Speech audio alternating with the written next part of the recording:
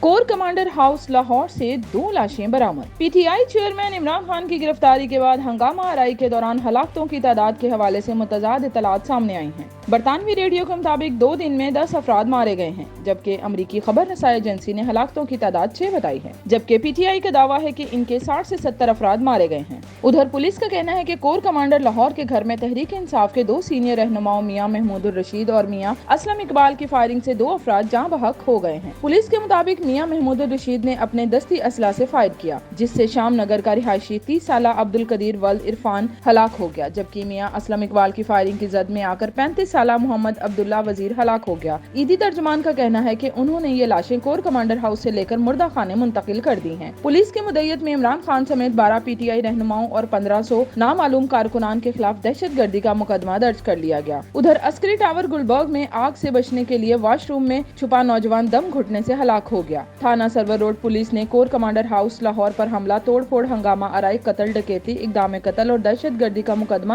عمران خان سمیت 12 P T I رہنماؤں اور 1500 نامعلوم کارکنان کے خلاف درج کر لیا۔ ذرائع کا کہنا ہے کہ اس ہنگامہ آرائی کے دوران فائرنگ سے 2 افراد ہلاک ہو گئے۔ درج ایف آئی آر کے مطابق اس حملہ میں 53 پولیس افسر و اہلکار زخمی ہوئے۔ درج ایف آئی آر کے مطابق 9 مئی کو شام 5 بجے پی ٹی آئی کے 1500 کارکنان، جن کی قیادت میاں محمود الرشید اور میاں اسلم اقبال کر رہے تھے، جو پوری طرح مسلح تھے، اور یہ ہجوم اپر مال جناح ہاؤس کی طرف جا رہے تھے، جو نعرے لگا رہے تھے کہ عمران خان کو رہا کرو۔ اس دوران یہ ہجوم عسکری قیادت کے خلاف بھی نعرے بازی کر رہا تھا۔ مظاہرین نے زبردستی ٹریفک کو بلاک کر کے ٹریفک کی روانی کو بھی روک دیا۔ جب انہیں آگے جانے سے روکا گیا تو انہوں نے دھمکیاں دینی شروع کر دیں اور کہا کہ ان کی قیادت عمران خان، شاہ محمود قریشی، فاروق حبیب، حماد اظہر، مسرت جمشید چیمہ، زبیر نیازی، اسد زمان، مراد سعید اور علی امین گنڈا پور نے انہیں حکم دیا ہے کہ عسکری اداروں کے دفاتر اور اہم امارات کو نشان عبرت بنا دو۔ جب پولیس نے اس ہجوم کو روکا تو انہوں نے پولیس پر سیدھی فائرنگ کی، جس سے D I G operations Ali Nasir Rizwan, S S P operations Suhaib Ashraf, S P O Awais Shafiq, S P anti right